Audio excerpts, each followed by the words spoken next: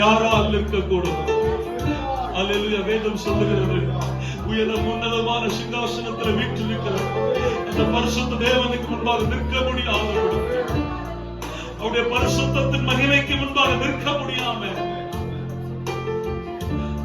சேராபீன்கள் இரண்டு செட்டைகளாலே தம்முடைய கண்களை மூடிக்கொண்டு 2 செட்டைகளால் அடித்து சேனைகளின் கர்த்தர் பரிசுத்தர் பரிசுத்தர் என்று ஆமென் ஆராதிக்கிறார்கள் என்றால், ஹல்லேலூயா, அவருடைய பரிசுத்தத்தின் யாரால் நிற்க முடியும்? ஹல்லேலூயா.